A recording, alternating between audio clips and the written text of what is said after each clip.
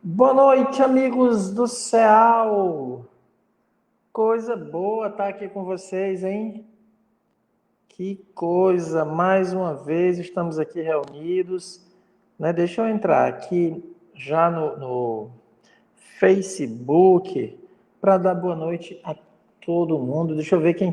Eu sempre fico na expectativa, meus amigos, a quem eu vou dar o primeiro boa noite da noite. Só que eu crio essa expectativa e esqueço de ligar o tal do Facebook. E quando eu entro, já passou. Já está todo mundo lá e eu não sei quem foi que deu o primeiro boa noite. Né? Ah, foi a Tati. Boa noite, Tati. Você foi a primeira a dar boa noite esta noite. Seja bem-vinda, minha amiga. Deus lhe abençoe. Deixa eu ver quem que já foi chegando. A Flor agora está encarregada, né, de colocar no ar o primeiro boa noite. Só coisa boa. Deixa eu ver aqui. Eu estou aqui tentando entrar no meu Facebook, porque eu quero compartilhar também. Tá aqui, deixa eu ver. Olha, já tem um monte de gente aqui assistindo. Tereza Neuma, boa noite. Um abraço, Tereza Neuma. Deus lhe abençoe. Coisa boa, tá todo mundo por aqui. Boa noite, minha amiga Conceição, também está aqui, dando boa noite, Nena. O grupo Viana de Carvalho de Icona, representado aqui por enquanto pela figura do Eduardo. Um abraço, Eduardo. Vilma Andrade, com a foto do Moisés. É Moisés e Gabriel, são dois, mas aqui é o Moisés. Deixa eu ver aqui. Eu não sei ainda se o Moisés está com a camisa do Santos. Acho que essa camisa dele é do Santos. Eduardo Marinho, boa noite, meu amigo. Assiste todas as nossas lives, participa, comenta. Ana Maria está dando boa noite. Sandra Cristina Alves, boa noite. Sandra Cristina. Flor, deixa eu ver a Sandra Cristina aqui. Deixa eu ver se eu acho que é a primeira vez. Deixa eu ver se eu reconheço pelo nome, eu não tô lembrando aqui. Ó, de Campina Grande. Ah, Sandra Cristina de Campina Grande, boa noite. Eu acho que ela participou semana passada, será? Nossa, Mônica Dias, que fazia um tempão que eu não via. Boa noite, Mônica Dias. Socorro de Sales, a Rita Maciel, amiga. Deixa eu ver aqui, Roger Lima, meu amigo Roger Moreira. Não, a Santa Cristina é a primeira vez que está participando. Ah, que bom, o pessoal de Campina Grande participando. Já tem outras pessoas de Campina Grande. Sandra, que bom tê-la aqui participando conosco. É isso, né, meus amigos? Vamos chegando aí, vocês. Hoje nós vamos ter um tema muito interessante. Keia Lima. Boa noite, Keia. Será que é a primeira vez? Não estou lembrando. Eu acho que é a primeira vez, né, Keia, que você está participando. A Sandra Cristina está dizendo para depois assistir uma live, mas ela não é. Tati, olha as manifestações, Tati. Você sabe que não pode. Boa noite a todos. Vamos fazer uma prece? Vamos fazer uma prece. Ah, agora eu fiquei. Cadê? Eu fiquei rindo aqui. Olha o Lourão chegando. A Rose está aqui.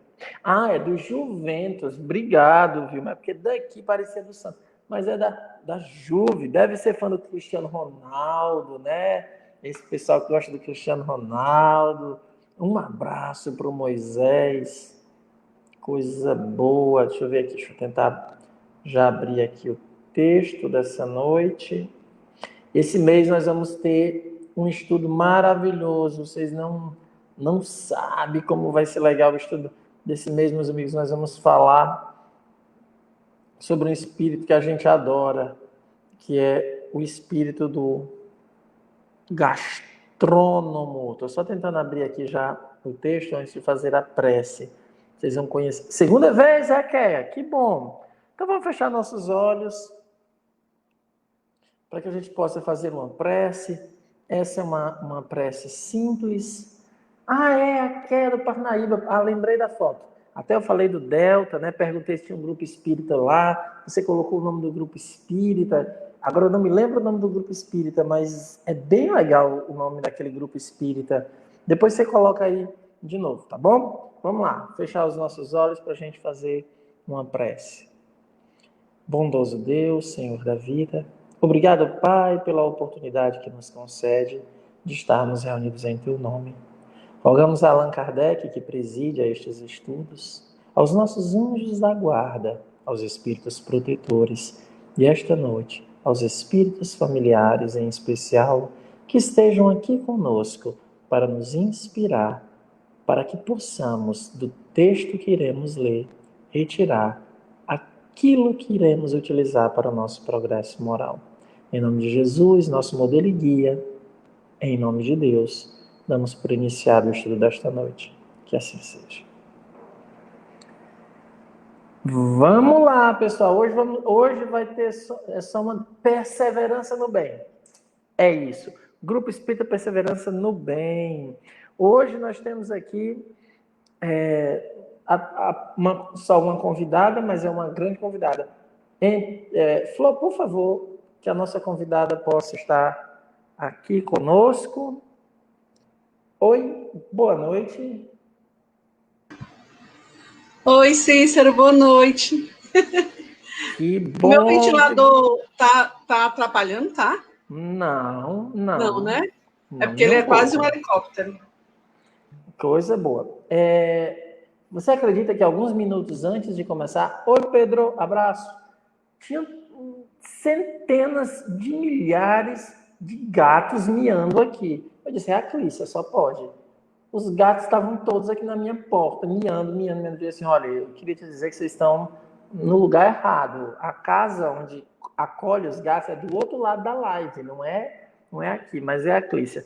Deixa eu dar aqui umas orientações. Francisca Pinho, a Branquinha, a Glaucilene. Francisca Pinho está pedindo preces pela irmã, ela é da Parnaíba também. Francisca, a gente vai fazer a prece no final, mas deixa eu dizer, se você puder seguir a gente no perfil do Instagram, todo dia a gente aplica um passe às 6 horas, todos os dias, segunda a sexta. E amanhã é uma live direcionada aos doentes. Se for uma doença física e você puder assistir amanhã, nós vamos fazer uma live direcionada, rogando aos bons espíritos para ir aplicar magnetismo, tá bom? Mas o passe é todo dia, de segunda a sexta, às 6 horas, pelo Instagram.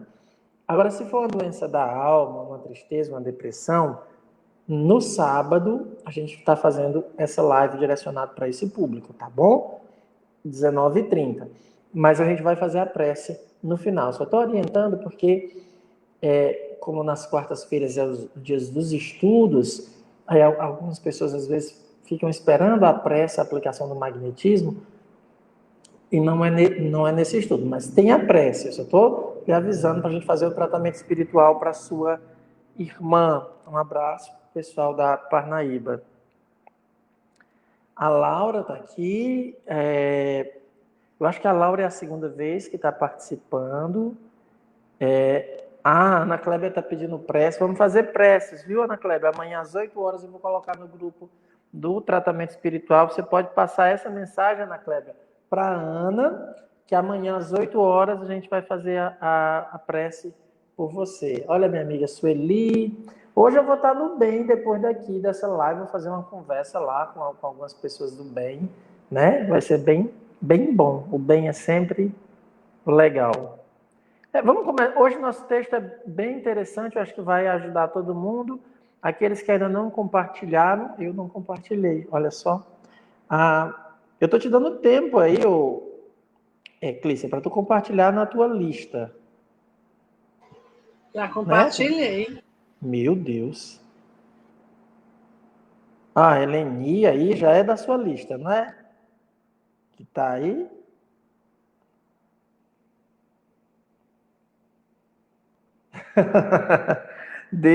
Não tem como não deixar os dogs latindo, os bichos miando quando a Clícia vem. É assim, Lourão. Eu estou vendo aqui a Eleni, eu acho que ela teve semana passada. acho convidada sua, não foi, ô Clícia? Não estou reconhecendo. Sim, sim. Sim, eu sabia. Sandra Mara, o pessoal chegou. Sandrinha Tá vendo? também. Sandra também? Sandrinha é Então amiga pronto. querida. Os convidados chegando, né? É isso. Vamos para o texto que hoje é interessante. Hoje é aquele texto que eu sei que o Lourão já deve ter lido umas 30 vezes, porque é muito do interesse dele. Revista Espírita de 1860, novembro.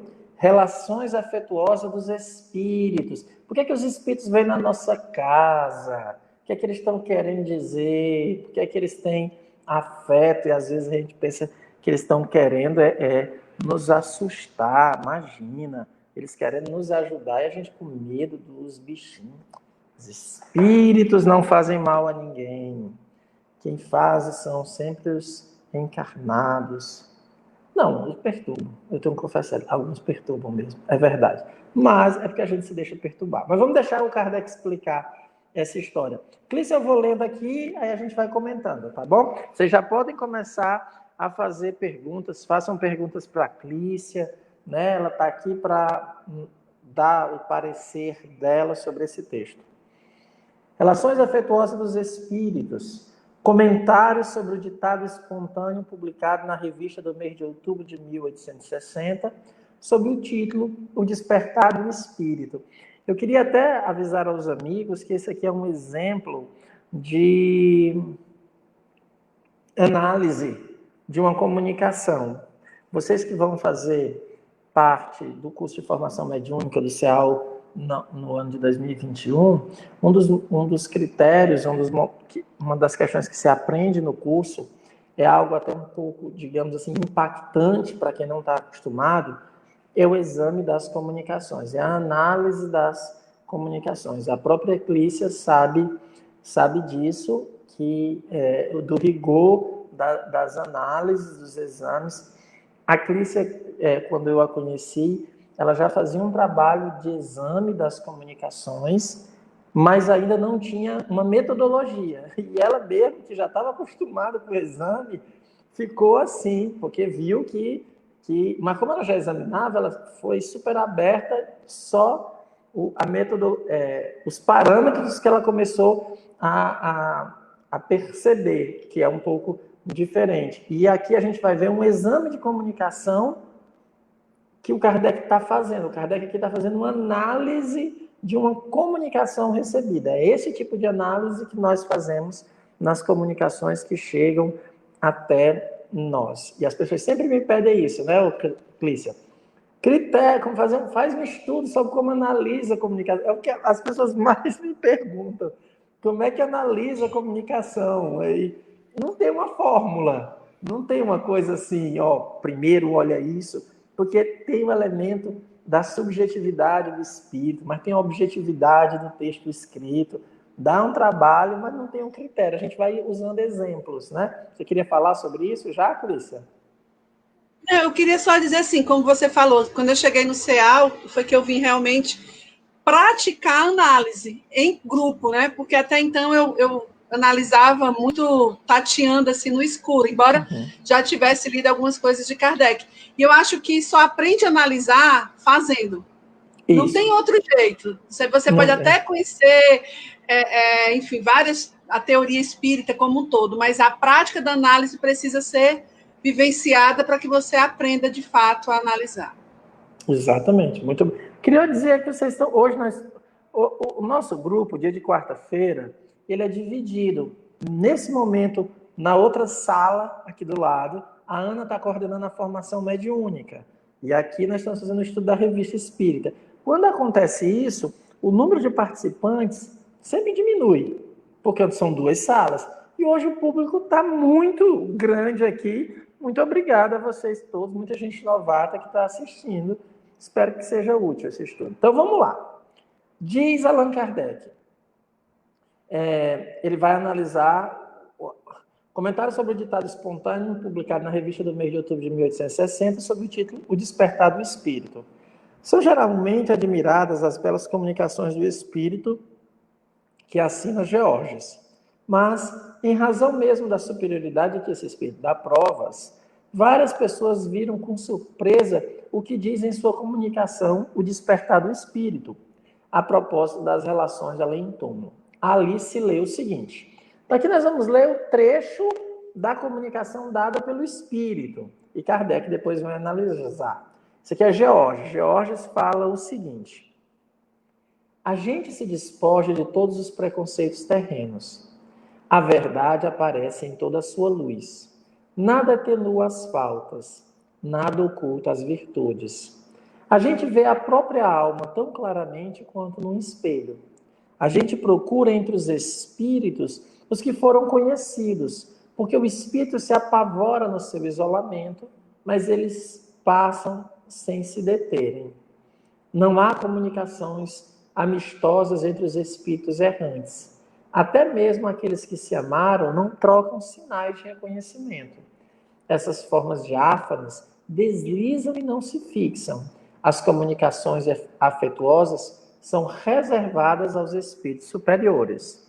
Eis o que disse o espírito. Vocês perceberam? Ele está falando do seu desencarne, de um processo individual, e vai dizendo aqui, né, que foi se despojando dos preconceitos. A verdade aparece muito claro, o espírito sabe o que está acontecendo, sabe que agora a gente arrisca que é uma alma, né? Que tem espírito. Agora ele sabe de fato que é um espírito. Nada tendo as faltas, nada oculto as virtudes, né? No mundo dos espíritos, segundo esse espírito, as nossas faltas ficam explícitas, as nossas virtudes também. Ele diz também que procura entre os espíritos que foram conhecidos, porque tem um medo muito grande da solidão. Então o espírito vai em busca dos espíritos que lhe era caro, que lhes eram caro, né? Aqueles que eram caro a ele. Mas eles passam sem se deterem. Então ele diz que os espíritos vão embora e eles lá tentando. Aí ele dá essa frase: não há comunicações amistosas entre os espíritos errantes. Errantes é aqueles que estão entre uma encarnação e outra. Lembrando que isso aqui é o Georges dizendo e o Kardec vai já analisar. Eu não vou nem analisar, nem eu, nem a Clícia, isso. Nós vamos deixar muito claro o que é que o Espírito diz, que é para análise ser feita pelo Kardec, né? Até mesmo aqueles que se amaram não trocam sinais de reconhecimento. Essas formas diáfanas, né, essas luzes, eles deslizam e não se fixam. As comunicações afetuosas, ele termina dizendo, são reservadas aos espíritos superiores. Essa é a descrição do George. Essa comunicação veio, aí causou uma certa celeuma, uma certa confusão, porque as pessoas não entenderam o que é que está acontecendo, queremos esclarecimento sobre isso. Agora o Kardec vai analisar essa comunicação, a gente vai ter agora uma aula de análise e uma explicação do fato. Vamos lá. Diz Kardec: o pensamento do reencontro após a morte e da comunicação com os que amamos é uma das mais suaves consolações do Espiritismo. E a ideia de que as almas não possam ter entre si relações de amizade seria pungente se fosse absoluta. Por isso, não nos surpreendemos com o sentimento penoso que ela produziu.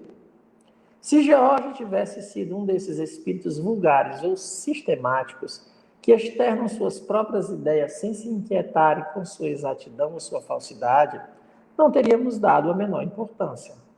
Em razão de sua sabedoria e de sua profundeza habituais, poderia supor houvesse algo de verdadeiro no fundo dessa teoria, mas que o pensamento não teria sido expresso completamente. Com efeito, é o que resulta das explicações que pedimos. Temos, pois, uma prova a mais de que nada se deve aceitar sem uma vez submetido ao controle da razão.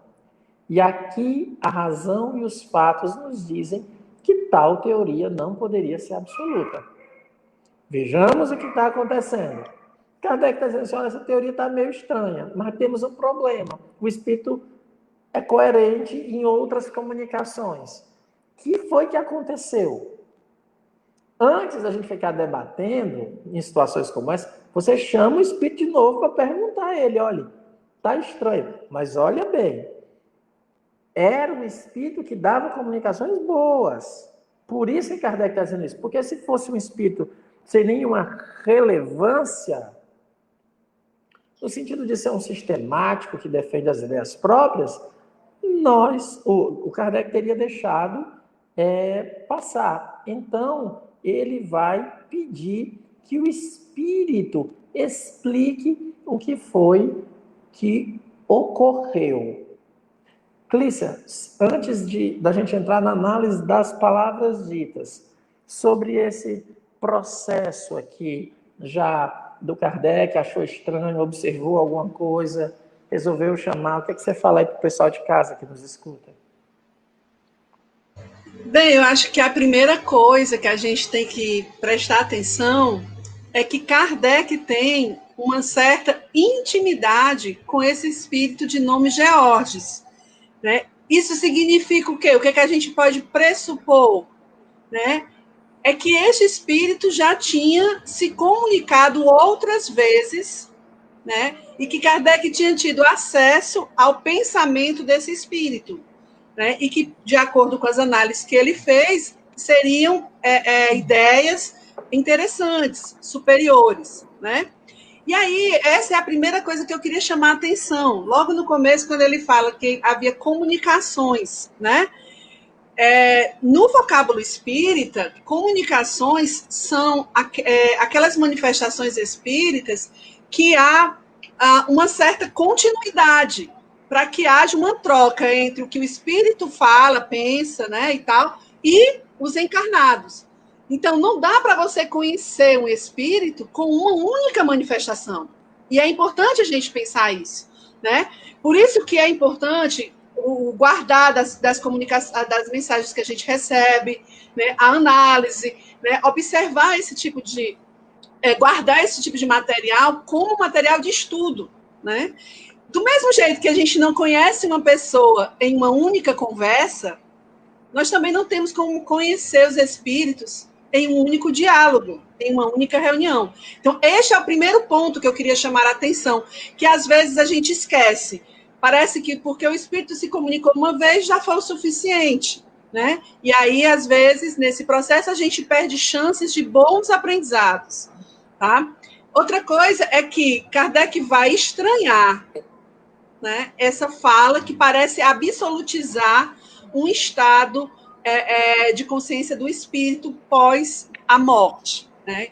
E aí é como se houvesse ali uma contradição entre as comunicações anteriores de Georges e esta comunicação que está em outubro, né, na revista de outubro de 1860. Acho que é isso, queria começar com isso. Exatamente. Isso é muito importante, Cleice, que você disse. Quando a gente vai analisar uma comunicação, é muito importante estar atento a essas frases que são muito absolutas. Eu sempre digo, fica muito atento com os advérbios, né, que eles intensificam, né, uma das características dos advérbios, uma das possibilidades é dar uma certa intensidade, e muitos absolutizam quando você diz tudo, todos, sempre, nunca. São palavras que você fica atento, para ter um cuidado. Mas veja que o Kardec fica bem atento, né? Ele não está falando de médium. Todo o diálogo dele é com o espírito, não é com o médium. E uma outra coisa, Clícia, como critério metodológico de análise, a primeira frase, quando ele diz assim: o pensamento do reencontro após a morte e da comunicação com os que amamos é uma das mais suaves consolações do Espiritismo. E a ideia de que as almas não possam ter entre si relações de amizade seria pungente se fosse absoluta. Então, um critério metodológico de análise de comunicação dos espíritos é se aquela comunicação, supondo que é um conselho e não, nós não estamos falando de comunicações dos espíritos que nos querem o mal, porque é óbvio que espíritos que nos querem o mal só vão dizer coisas que nos detonam, né? Isso é fato. Mas, se você recebe um conselho, uma orientação que não causa consolo, que não traz um aspecto da esperança, que não nos dá ânimo para viver no sentido de aproveitar as provas, já desconfie da natureza desse espírito. Porque os bons espíritos não viriam dar conselhos para nos detonar. Eles podem até descrever situações amargas, descrever problemas, mas eles sempre vão dar um contraponto, mostrando a possibilidade do aprendizado por trás. Então, esse é um critério que a gente sempre usa assim, poxa vida, mas o que de bom esse espírito está querendo me dizer com isso? É quando vem aquelas ideias que sopram na nossa cabeça, assim, olha, é porque você vai morrer. Tá, mas qual é o sentido disso? Qual é o aprendizado? É para eu fazer o quê? Porque se ele dissesse assim, ó, você vai morrer, então aproveite a vida, modifique seus hábitos. Sabe o contraponto positivo? Mas só vem aquela ideia, você vai morrer, você vai morrer. Qual o objetivo disso? Então a gente sempre tem que ficar atento. Então esse já é um critério que a gente pode utilizar. Pode falar. Cícero, em relação a esse critério, eu acho que é importante a gente situar também este texto no contexto histórico. Ele é de 1860, tem pelo menos 3 anos aí, desde a publicação do Livro dos Espíritos, e mais uns 2 ou 3 anos de pesquisas anteriores, né? Acho que Kardec descobre as mesas girantes por volta de 54, 55, por ali, eu acho. E é importante a gente pensar isso, porque quando ele diz assim, né, que o Espiritismo, o pensamento do reencontro após a morte da comunicação com os que amamos é uma das mais suaves consolações do Espiritismo. Esta constatação do Espiritismo, ela não vem a priori, ela vem por conta desses anos de pesquisas e de diálogos com os espíritos, né? Porque às vezes pode parecer assim que porque eu queria encaixar, né, no meu sonho de felicidade, um relato de que eu vou encontrar os meus parentes, as pessoas que eu amo, eu rejeito essa opinião. Mas não é isso. Já existia, né? Kardec já tinha uma base teórica formada a partir da observação dos espíritos, que mostrava para ele que existia sim esse consolo, né, do reencontro, né, com aqueles que já tinham desencarnado antes da gente. E ele vai partir desse ponto. Hoje, quando a gente vai fazer as análises, é preciso que a gente tenha esse arcabouço teórico muito bem fundamentado. Por isso que é importante a leitura do Livro dos Espíritos, do Livro dos Médiuns, a leitura da revista, enfim, do Céu e Inferno, da Gênesis, a leitura dessas obras que sustentam o Espiritismo. Porque eu não posso analisar apenas pelo meu bom senso, posso, mas o bom senso é uma coisa muito subjetiva, né? Hoje em dia, então, né? Mas para eu analisar, pelo menos dentro do Espiritismo, eu preciso ter esse conhecimento teórico que nos foi deixado. Disse isso. Não, eu estou tentando me lembrar qual é o filósofo que diz, o Daniel estivesse aqui, ele ia me responder que o bom senso é a coisa mais bem distribuída, porque todo mundo diz que tem bom senso, né? Todo mundo diz que tem assim, todo mundo tem o seu, né? Alguém fala alguma coisa assim.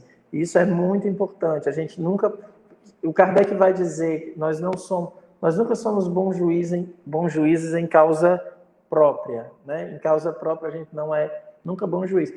Eu queria que a Flor colocasse o comentário da Sandra Mar. Ó. Acho muito importante a análise criteriosa das comunicações. Segundo Kardec, isso é importante para que não haja as mistificações e dá mais segurança ao médium e à equipe, quanto ao intento do espírito comunicante. O médium não deve se sentir melindrado por isso, todo cuidado é pouco. Pois é, né, Sandra? E o Kardec diz ainda que o médium deve pedir que analisem as comunicações dele. Ele deve buscar essa análise das comunicações, porque o médium fica feliz quando a sua comunicação é examinada, para que ele não caia nas armadilhas. Muito obrigado, Sandra, pela participação. Aqueles que quiserem fazer perguntas, podem continuar nas perguntas. Você ia falar, Cleiton?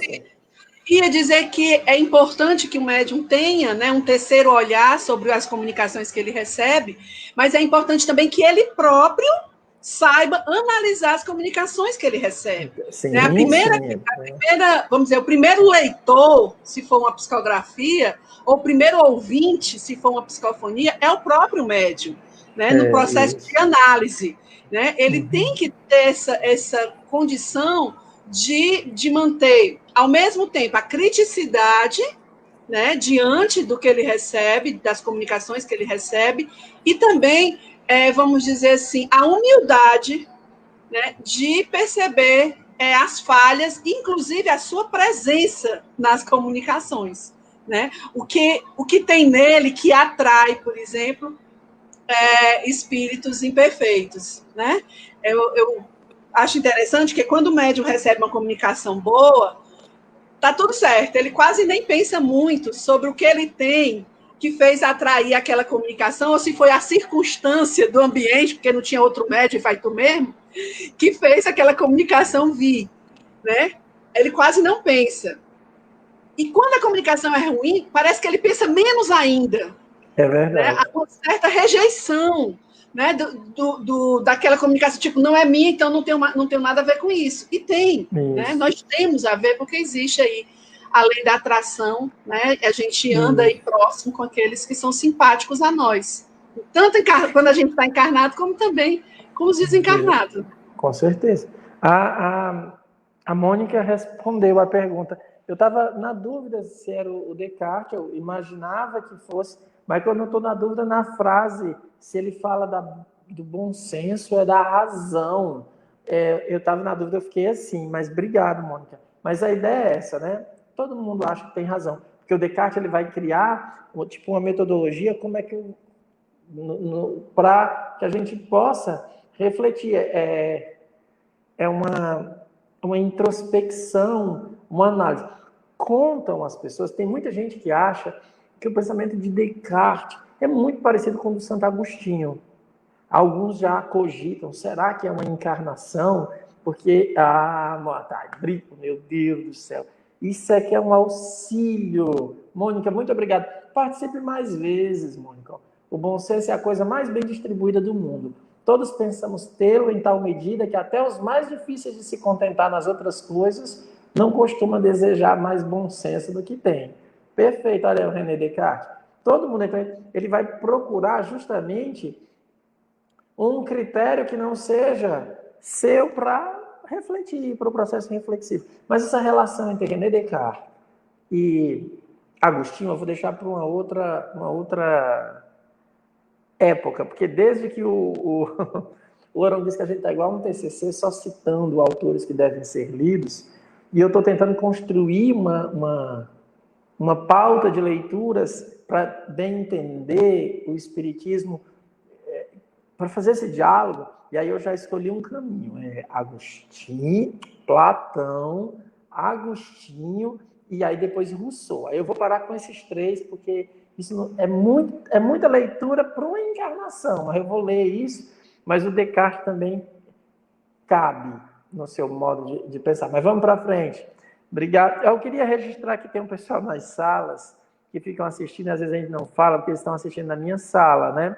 Ó, eu estou vendo aqui que tem a Antônia está assistindo na minha sala, a Socorro, a Morinha, o pessoal que fica assistindo na sala que não é a sala oficial do CEAL, e às vezes a gente não consegue nem colocar aqui, porque não é na sala do CEAL, mas eu estendo o meu abraço a vocês também que estão assistindo aí pelas outras salas. Vamos agora continuar com o Kardec analisando por que a frase do George não pode ser absolutizada, embora seja um espírito que não é um brincalhão. É um espírito superior. Existe uma divisão binária, tá, gente? Aqui não é o superior da escala espírita. É que apresentam ideias superiores. Ele não é o superior da escala espírita. É tanto que ele tem equívocos. O espírito superior na escala espírita é quase o puro. Então, esse é um espírito que ainda está no processo de aprendizagem diferenciada. Então, ele é superior porque é em oposição aos brincalhões. Porque, às vezes, o Kardec faz uma divisão binária. Ele classifica ideias superiores e ideias inferiores. Já tive discussões sobre isso, algumas pessoas pensavam que era superioridade, inferioridade. Nem o espírito é superior e inferior nesse sentido, é apenas um nome que se dá, mas não no sentido de superior porque é melhor.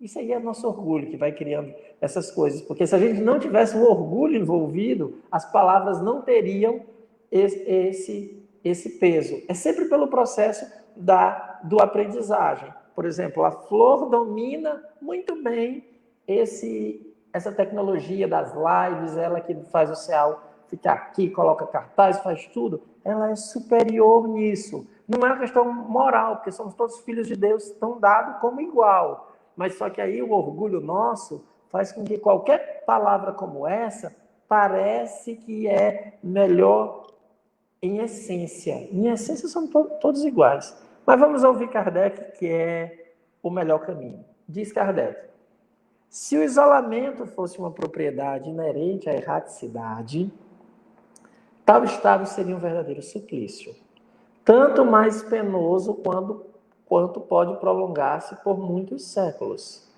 Sabemos por experiência que a privação da vista dos que amamos é uma punição para certos espíritos, mas sabemos também que muitos são felizes por se encontrarem, que ao saírem desta vida, os nossos amigos do mundo espírita nos vêm receber e nos ajudam a nos desembaraçarmos das roupagens materiais, e que nada é mais penoso do que não encontrar nenhuma alma benevolente nesse momento solene.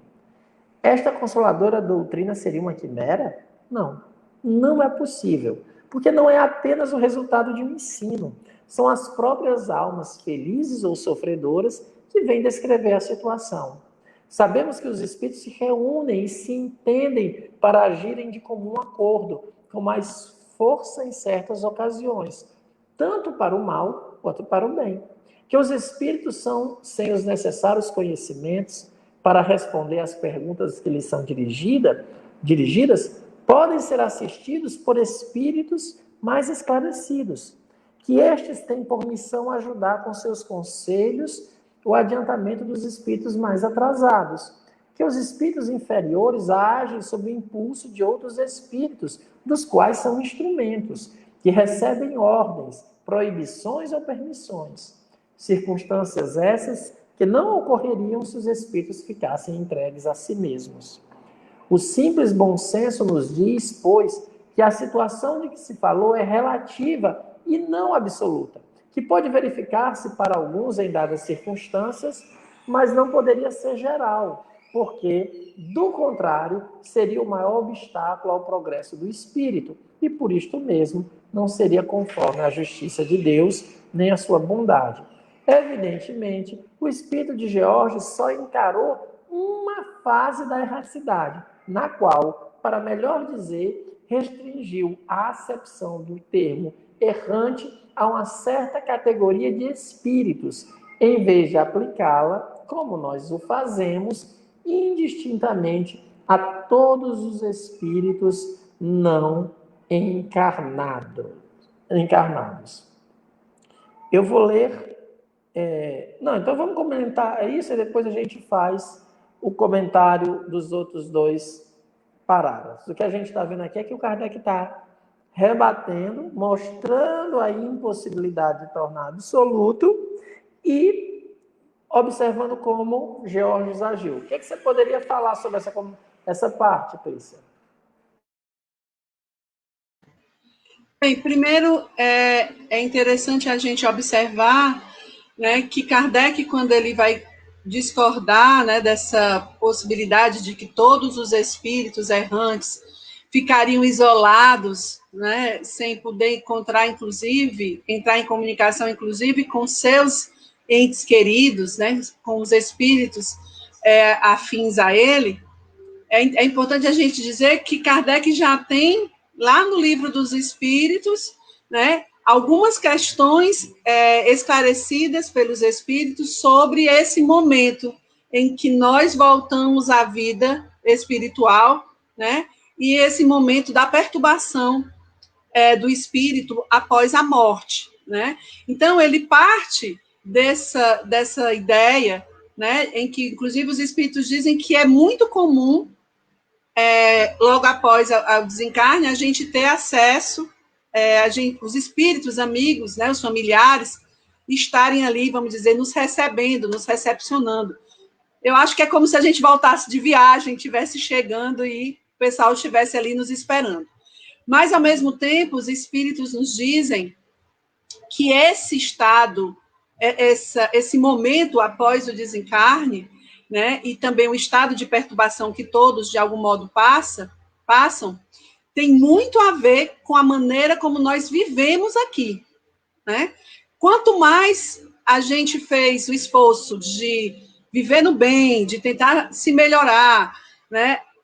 Quanto mais a gente procurou olhar a vida pelo olhar do espírito, mais chances nós temos de ficar bem quando a gente desencarna, né? Então, mais uma vez a gente vê aí a responsabilidade que nos é dada, que nos é chamada, a gente é chamada a responsabilidade sobre as nossas vidas, tanto a vida encarnada, né, esse momento agora, como também no momento em que a gente está vivendo a erraticidade, que é esse, vamos dizer, esse intervalo aí entre duas encarnações, né? E aí, nesse trecho, Cícero, tem uma coisa que me chama a atenção, é que Kardec fala que é o relato de um espírito de quem ele tem uma certa consideração, vamos dizer assim, né? Um certo respeito. Não é qualquer um, não é um espírito que teria, vamos dizer, o hábito de mentir, de ludibriar, que fosse cheio de preconceitos, né? Ele fala aí ideias de sistemas, né? É um espírito que ele tem um certo respeito, e aí por isso ele para, olha, vou prestar atenção à fala desse espírito, porque deve ter alguma verdade no que ele está dizendo. E a verdade estará na experiência do espírito Georges, né? Do que ele vivenciou, né? E aí a gente começa a perceber toda a lógica dos postulados espíritas. Por exemplo, nós somos, cada um de nós, um ser individualizado, né? Cada espírito é único. Então, se eu sou única, as minhas vivências podem até se assemelhar com as do Cícero, com a de vocês, mas nunca será igual. Terá sempre um tom diferente, porque vai ser a minha perspectiva, né? A minha perspectiva inclui o meu estágio evolutivo, o conhecimento que eu tenho, o nível da minha moral, né? A minha condição naquele momento, né? Da minha consciência, se está pesada, se está mais leve, e por aí vai. E às vezes a gente toma como verdade absoluta algumas comunicações, né? De espíritos, sejam porque são de médios que a gente reconheça, tenha referência, seja porque são famosos, enfim, né? E aí a gente precisa ter muito cuidado com isso. Eu imagino que analisar de maneira crítica qualquer mensagem que nos chega é também uma forma de ser grata a Deus, que nos deu uma inteligência, que nos permitiu essa comunicação para a gente aprender, né, para a gente tirar ensinamentos, seja por relatos, seja por reflexões que outros espíritos nos trazem. Acho que é por aí. Muito bem, Clícia. É por aí. Mas ó, tem algumas coisas que eu queria... que você falou e eu queria só dar exemplos. Ficar preocupado com o que os espíritos dizem, e dizem que alguns são espíritos mistificadores, como a Sandra falou, que criam isso realmente para manter as pessoas em determinadas situações. Outros, eu tendo a acreditar que estão relatando as suas situações pessoais, e eles dão aquilo como uma verdade tal, e nós que não sabemos lidar muito bem com essa informação, transformamos aquilo numa verdade absoluta. Então, alguns espíritos narram a experiência deles, e aí as pessoas acham que todos vão ter que passar pela experiência dele, como se fosse uma regra ter que viver aquilo. Não faz o menor sentido. Ele está contando uma história dele. Olha o que o Kardec diz. O Kardec terminou dizendo assim, olha, evidentemente o Espírito George só encarou uma fase da erraticidade. Então, é possível que na erraticidade você fique isolado, sem ter o afeto daqueles que o amam? É possível? É possível que você fique como se eles fossem inacessíveis, você vendo os outros e tendo por isso sofrimento? É possível.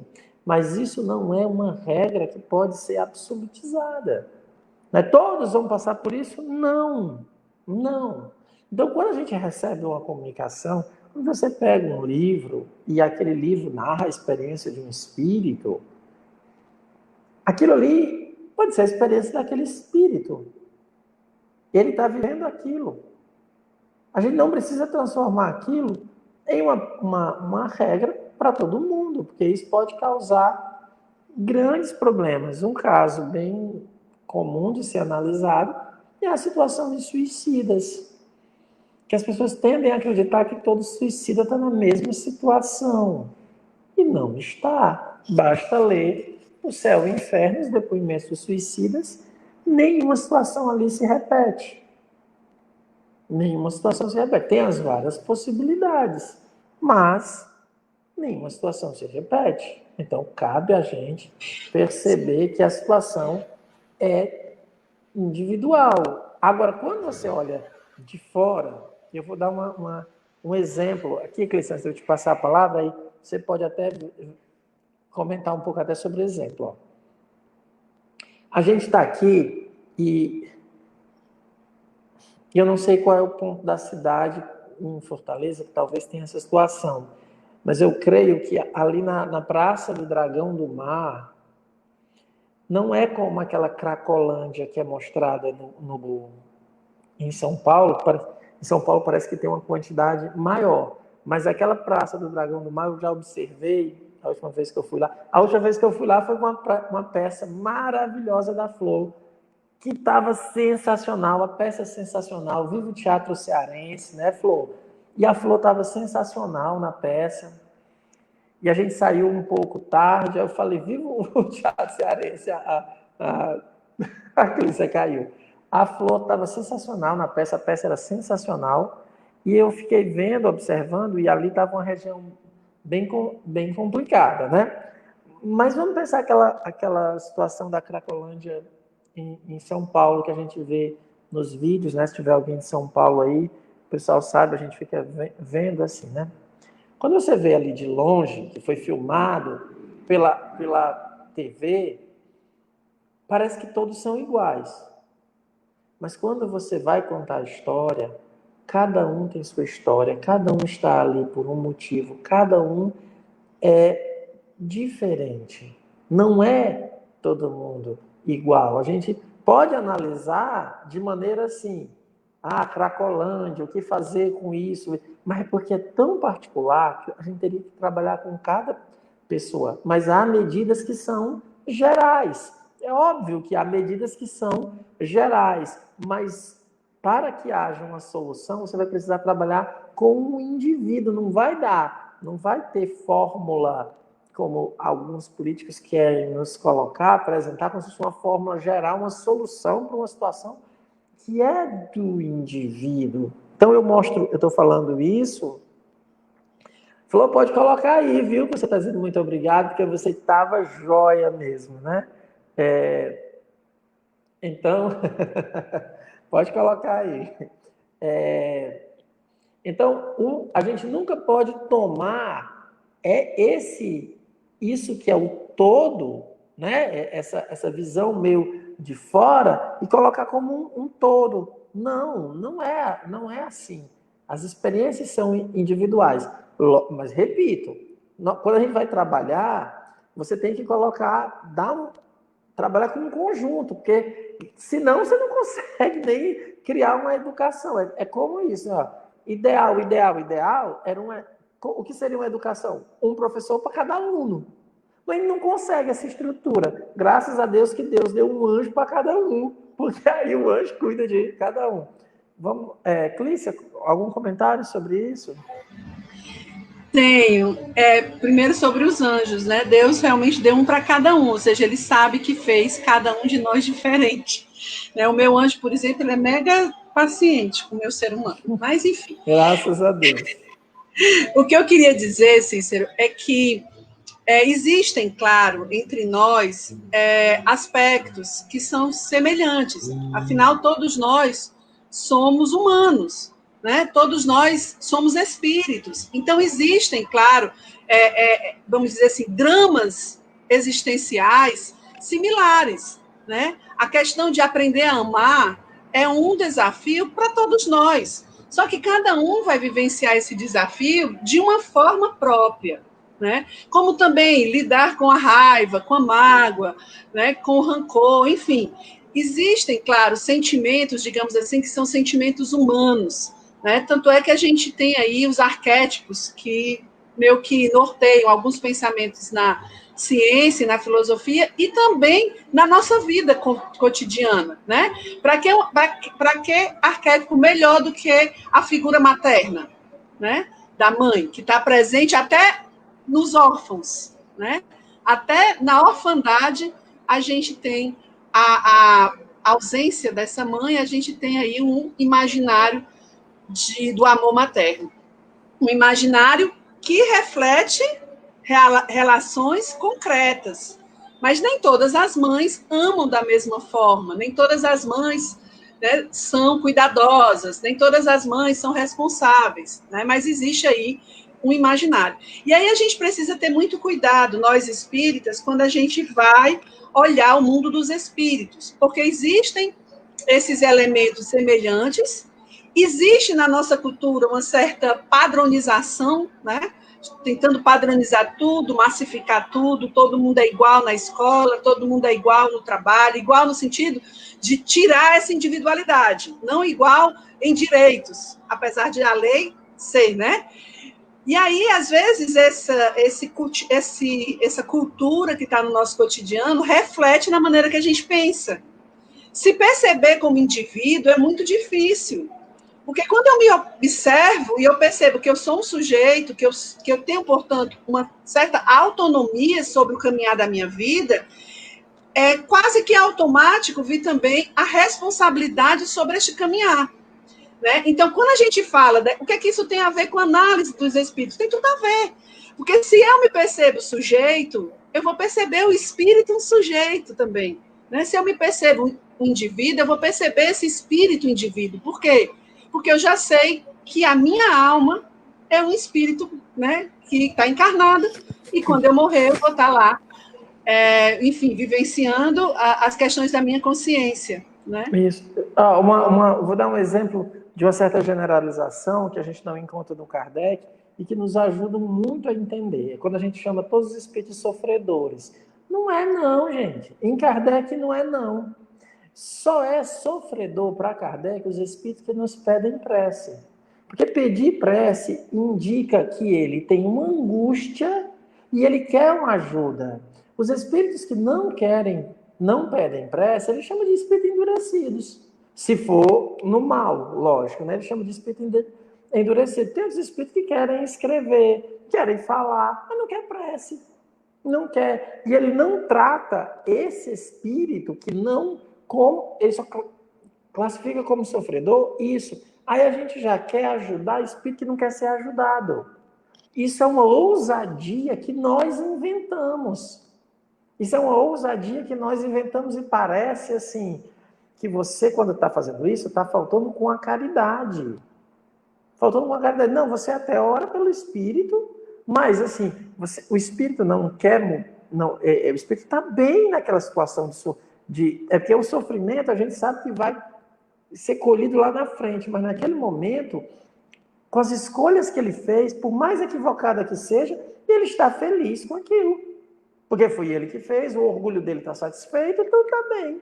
Mudar para ele seria fonte de dor. E se eu obrigar alguém a sentir dor, eu estou sendo imperfeito. Então, o que é que o Espírito bom faz? Ele não te obriga a mudar. Porque obrigar alguém a mudar, eu escolhendo que você mude, eu estou te infligindo sofrimento. Então, eles nunca fazem isso. O Kardec nunca chamou esses espíritos sofredores. Nunca. Mas a gente chama todo mundo de sofredor e trata como todo mundo de sofredor. Não. O espírito que não quer prece, ele é endurecido. Ele pode ser um espírito sistemático, um mistificador. O que é que a gente faz para esse espírito? A gente pede para que Jesus não permita que ele atrapalhe. A gente faz a prece, então, pode olhar lá na prece para o começo das reuniões, quando a gente faz uma prece pedindo para que eles não atrapalhem. Ele não quer que eles atrapalhem as reuniões. Então, não trata. Sofredor é só esse. E essa é a tese espírita também. E eu vejo que é fonte de... essa é a mesma terapêutica, nesse sentido, né, de forma que a gente conduz, com o encarnado também. Tem muita gente que fica angustiada. Ah, mas aquele encarnado... Gente, o centro espírita não pode fazer nada se a pessoa não quiser. Quantas vezes eu não já vi pessoas trazendo pessoas para o CEAL e a pessoa não quer? Ela acha assim, um tédio, olha com desdenho, você vê que a pessoa está olhando para o relógio, quer ir embora. Imagina quem quer ir embora e aguentar uma prece minha. Sem querer, aquela prece de meia hora. Imagina, a pessoa fica louca. Então, você precisa querer, você precisa admitir que está... Isso, Pedro, é tanto para vivo quanto para encarnados e desencarnados. E é isso, assim, sabe, que esses dias eu estava respondendo um áudio de uma pessoa que me fez uma pergunta. E eu senti muita sinceridade na pergunta, né? E eu estava respondendo o áudio e a Ana estava ouvindo. Eu estava respondendo, ela estava ouvindo, porque ela estava dirigindo. E o tempo que a gente tem livre é esse, eu aproveito no carro para ir respondendo o áudio. Ela estava dirigindo, estava ouvindo. Quando eu terminei, ela perguntou assim, mas você não tem medo de ofender a pessoa com que você falou? Eu digo, olha, a pessoa me pediu uma opinião, eu não estou ligando para ela para dizer nada, ela me pediu. Ela deu a abertura. Quando ela dá a abertura para ouvir, e eu não faço isso com o objetivo, que eu nunca mando um áudio para alguém com o objetivo de dizer assim, você não presta, você não vale nada. A não ser que eu terminasse, mas eu gosto de você, né, Clícia? Igual a gente fala um para o outro, mas de um modo geral, a gente quer o bem da pessoa. Ela permitiu, eu falo. E normalmente eu nunca vi ninguém ficar chateado, porque eu tento dizer, porque a pessoa perguntou. Nunca sou invasivo. E ao mesmo tempo, outro dia, ela me perguntou assim, aí já era uma pessoa mais do conhecimento dela, ela diz assim, mas tu concordou com tudo que a pessoa fala. Eu digo assim, sim, mas em nenhum momento ela pediu a minha opinião. Ela está dizendo, pois é, né? Então fica falando, pois é, né? Mas eu não digo, você está errado. Porque eu não quero infligir esse sofrimento. É óbvio que eu não sou espírito evoluído, mas eu não quero infligir esse sofrimento a ninguém. Se a pessoa está bem naquela situação, tudo bem. Mas se ela quiser conversar... Agora, se ela tem uma opinião fechada, pronto. Agora, sobre essa questão aqui, o Kardec deixa muito claro. E eu queria que vocês não esquecessem que ele diz aqui, gente, ó, os bons os espíritos se encontram, os espíritos familiares vêm nos receber, eles nos ajudam na hora do desencarne, há uma espécie de desenlace, esse desenlace as pessoas, Cícero, como é que é isso? Eu só me lembro das múmias, eu acho que quando a gente está encarnado, é como essa matéria, eu acho que fica tipo atadura de múmia, assim, eu acho que os espíritos vêm para livrar, tirar isso, para a gente ficar com o perispírito, eu dar um dispersivo, sei lá, o que é, como é que faz, mas eles ajudam nesse desenlace, né? E é engraçado que é desenlace da matéria, né? Como se a gente tivesse enrolado, meu Deus do céu, eu fico tentando imaginar, eu não consigo desenrolar um fio do cabo do celular, quebra todos, imagina no desenlace, se eu for ajudar no desenlace de alguém, né? Mas, continuando, os espíritos vêm nos ajudar, nesse momento, os espíritos familiares estão sempre presentes, mas ele também diz que os espíritos maus também se reúnem em grupo. O espírito inspira o outro a fazer coisa errada. O espírito vai lá, perturba, utiliza a fraqueza de um outro. Há espíritos que alimentam outros espíritos com ideias, como a gente tem com o encarnado, né? Quando a gente diz assim, ó, fulano está falando mal de ti. O espírito diz isso para o outro ficar com raiva, ele utiliza. Isso é muito comum quando existem os chamados inimigos do espiritismo. O que é que o inimigo do espiritismo faz? Ele quer destruir o grupo, né? O objetivo dele é destruir o grupo. Então ele não se apega a mim enquanto indivíduo, mas enquanto membro do grupo. Mas eu, normalmente, enquanto indivíduo, eu não dou muito acesso a ele, porque como ele é inimigo da causa espírita, digamos assim, ele não está ali vinculado comigo, mas ele trabalha em cima daqueles que têm raiva de mim. Isso é muito comum, algumas pessoas já perceberam que a pessoa chega assim, super bem, fez aquela reunião maravilhosa, mas quando chega em casa parece que o circo está pegando fogo. Parece que a pessoa diz, mas parece que é uma prova. Eu acabei de falar sobre esse assunto, quando eu cheguei em casa, parece que o caos está instalado. Quer dizer, o espírito fica utilizando outros espíritos para quebrar as nossas, digamos assim, convicções. Porque uma coisa que os espíritos inimigos do espiritismo mais querem, é nos provar que o espiritismo não faz diferença nas nossas vidas. Isso é o que eles querem. E aí, Cícero, algumas pessoas confundem isso que você está dizendo, dizem assim, foi porque eu comecei a trabalhar a minha mediunidade, agora tudo virou um caos. Não, desde que eu comecei a ler sobre os espíritos, minha vida virou um caos. Como se fosse o diálogo com os bons espíritos, ou o despertar da sua mediunidade, ou conhecer da filosofia espírita, que provocasse esse tumulto, esse caos, como você citou, né? É como se a gente, mais uma vez, tirasse de nós a responsabilidade que nós temos. Sim, né? Perfeito, e aquela coisa assim, só existem espíritos maus na Terra porque o ser humano é mau. Né? E é cruel dizer isso, porque dá um baque assim, né? Abrir a boca e dizer, nós somos maus. Essa frase praticamente todos nós rejeitamos a princípio. Não, eu não sou má. Mas se a gente não segue plenamente as leis divinas, e a gente insiste em alguns erros, né? Insiste em determinadas atitudes, já sabendo, inclusive, que elas são equivocadas, a gente está, sim, fazendo mal. A gente não é essa coisa boa, né? Como a gente às vezes quer pensar. Agora, em relação a esse trecho que a gente leu, tem uma partezinha que eu queria chamar a atenção, que é quando Kardec fala, né? Se fosse absoluto esse isolamento do espírito, isso seria um grande obstáculo para o progresso do espírito. E aí a gente observa uma outra... isso é, vamos dizer assim, uma condição que pega todos nós, que é o convívio, né? Nós precisamos conviver aqui e lá, né? O convívio entre os espíritos acontece quando estamos encarnados e quando a gente não está encarnado. Né? E é nessa convivência que a gente vai lapidando o nosso ser. Né? Perfeito, Cleice, perfeito. Isso aí que você colocou é perfeito. Ó, amigos, não pense, eu sei que dá uma vontade de... Olha, eu vou embora. Sabe aquela música da Legião Urbana, quando ele diz assim, ó, eu tenho quase certeza que eu não sou daqui? Aí a gente já tem uma vontade de fugir, porque não dá, sabe? Tipo, 2020, não dá. É demais para minha cabeça. Quando a gente fica com essas questões todas assim, a gente pensa... eu lembro que o Dalai Lama fala isso, né? Que uma das maneiras de você encontrar a felicidade é você se isolar no Tibete e morar sozinho, sem ninguém.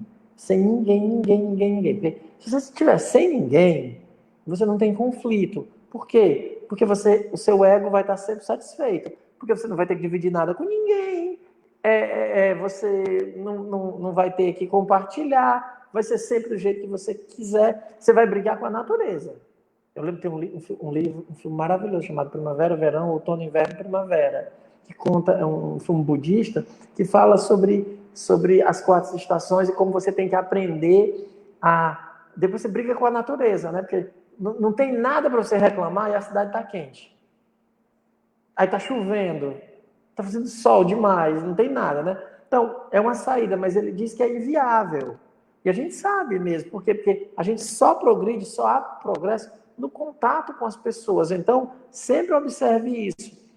A pessoa que está do teu lado, que tanto te perturba, por que Jesus disse amai aos inimigos? Porque os inimigos são um instrumento do meu progresso.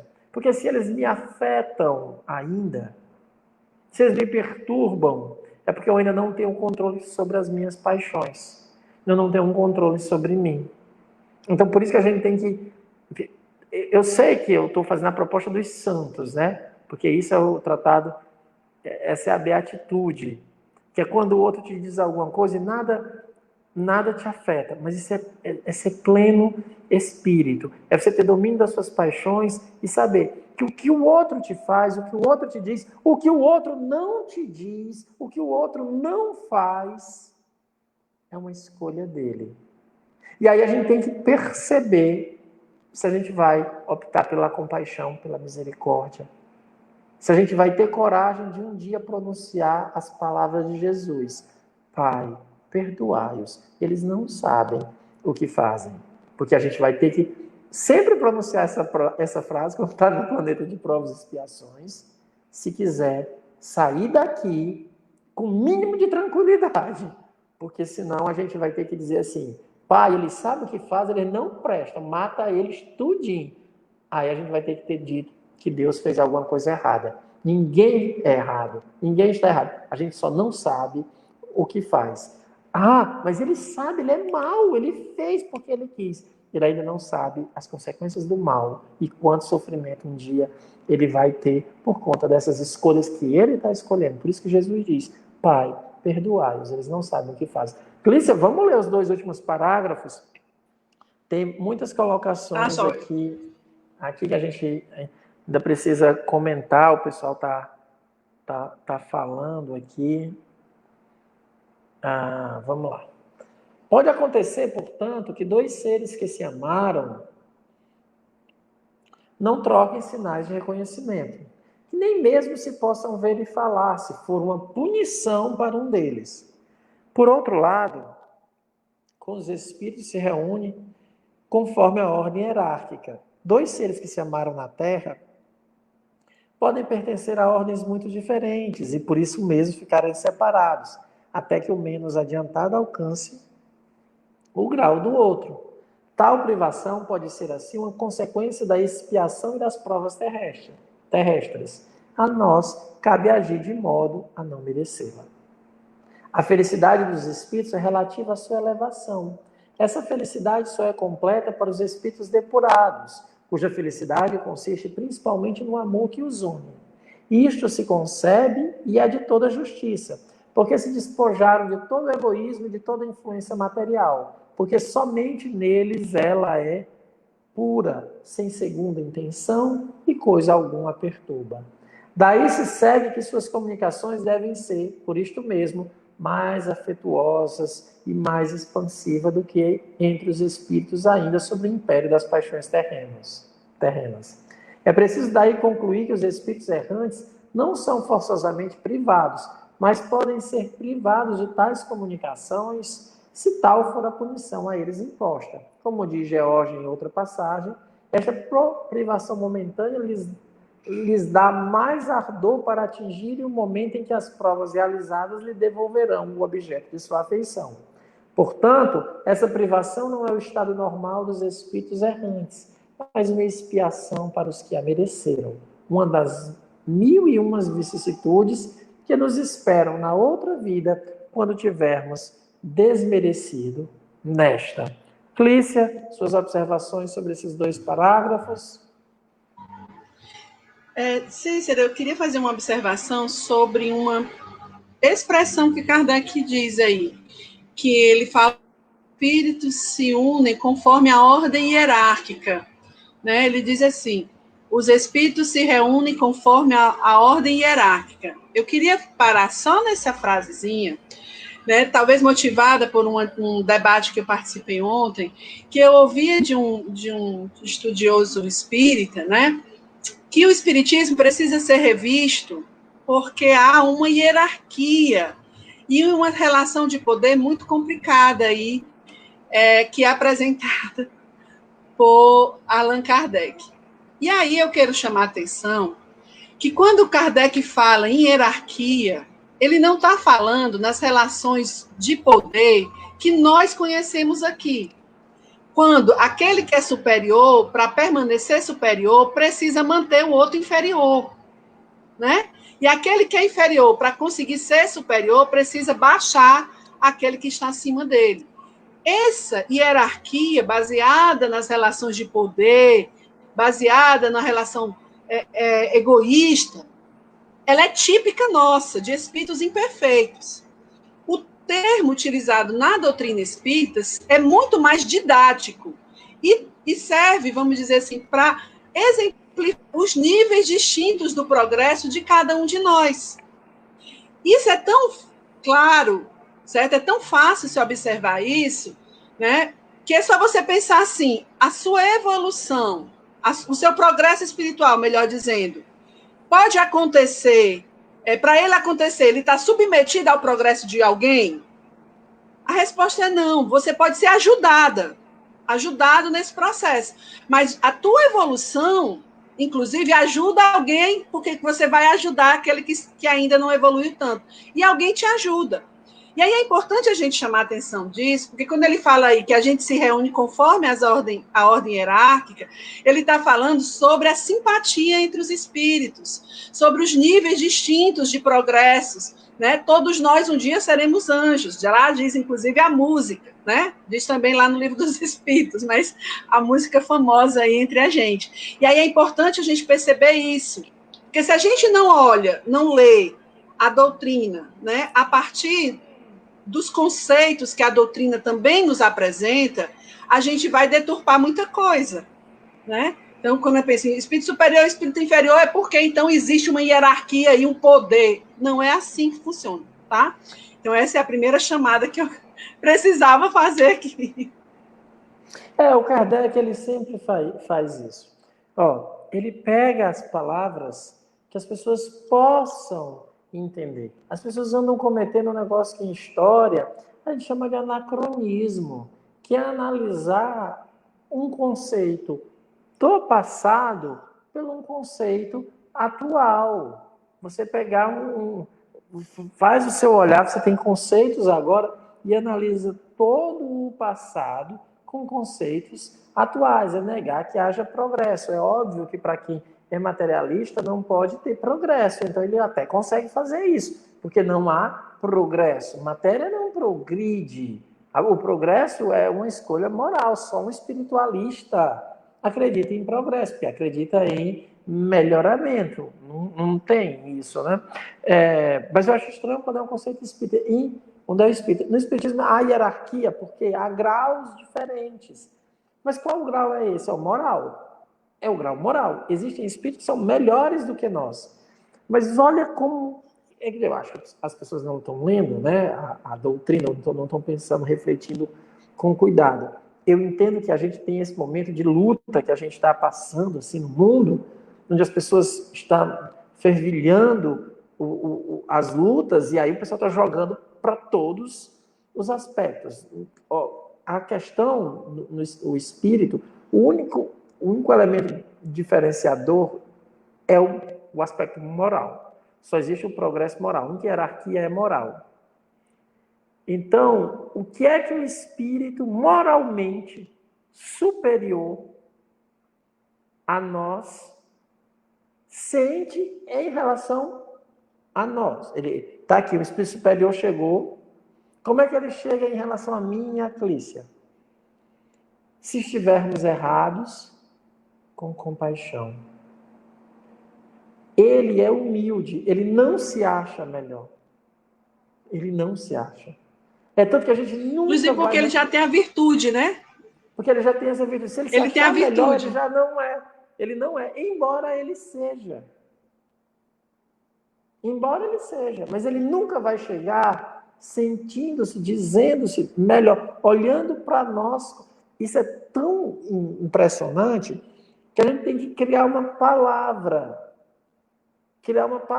para tentar explicar o sentimento, porque não tem palavra.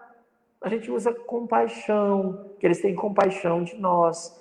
A gente tem que, assim, por exemplo, o nosso anjo da guarda, quando a gente faz, ele nos dá um conselho, a gente atende o conselho dele, eles ficam felizes. A palavra eu conheço.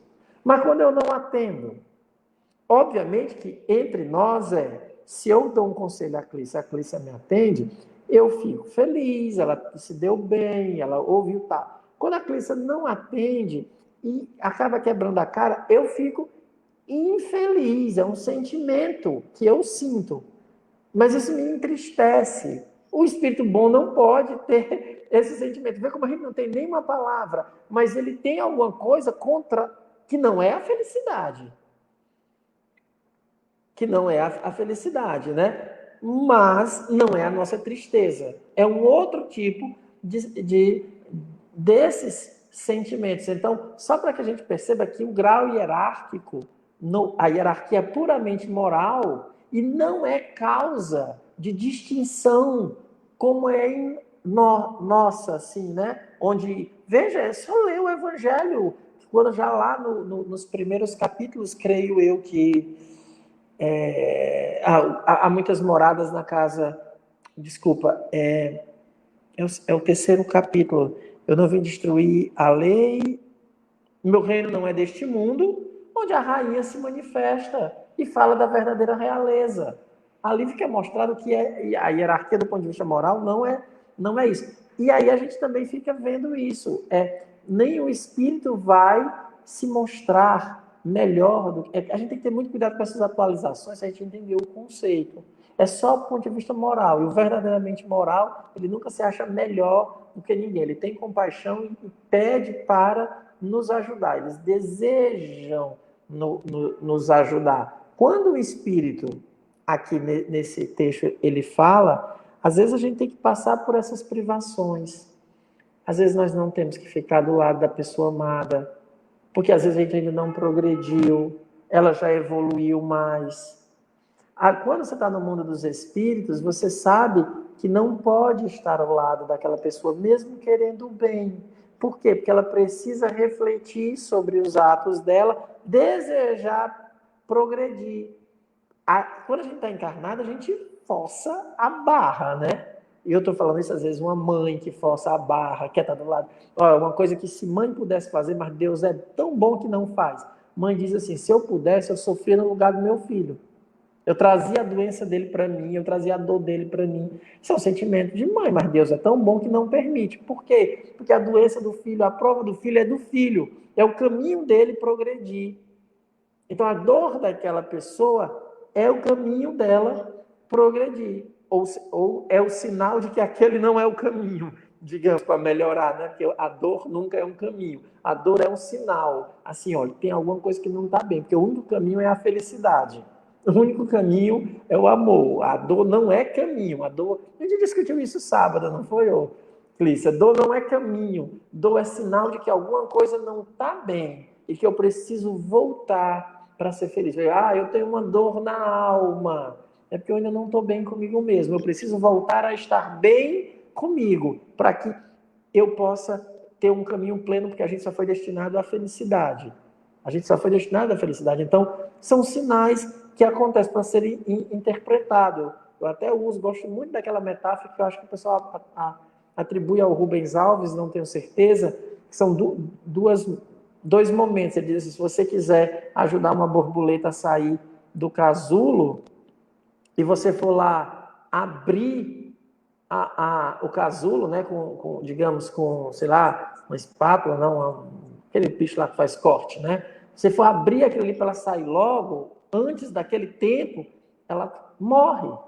Mas veja que quando ela está naquele casulo, o negócio é sofrido. As asas estão querendo se abrir, ela está presa, é uma situação bem difícil.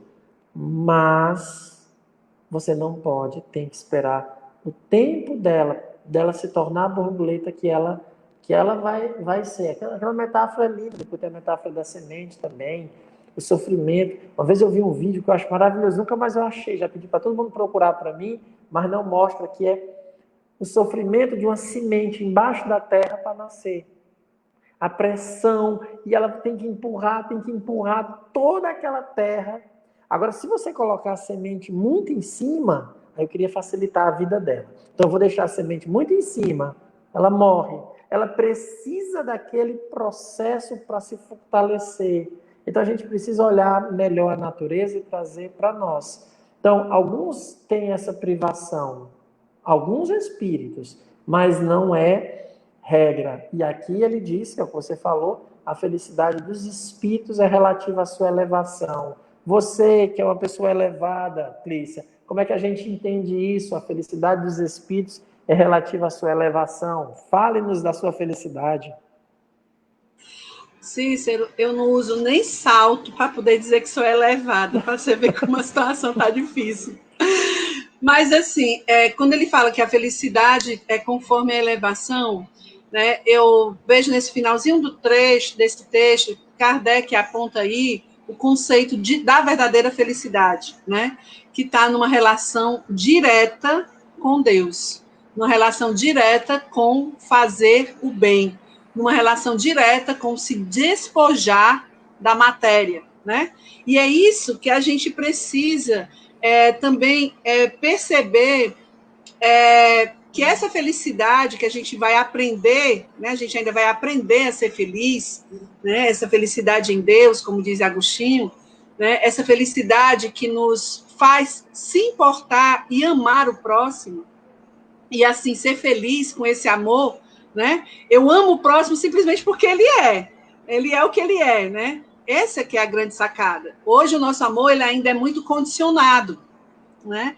Eu amo fulano porque o fulano é meu amigo, porque é minha mãe, porque é meu pai, porque é meu irmão, etc. e tal, né? Então nós condicionamos ainda os motivos do nosso amar. E aí, um pouquinho antes, a gente falava sobre a necessidade do convívio, né? Que o espírito, esteja ele encarnado ou não, tem, né? Desse convívio. E o Cícero foi muito feliz quando ele falou desse, vamos dizer assim, confronto com as más paixões que a gente acaba tendo no convívio com o outro, né? O outro exige a nossa paciência, indulgência e tudo mais.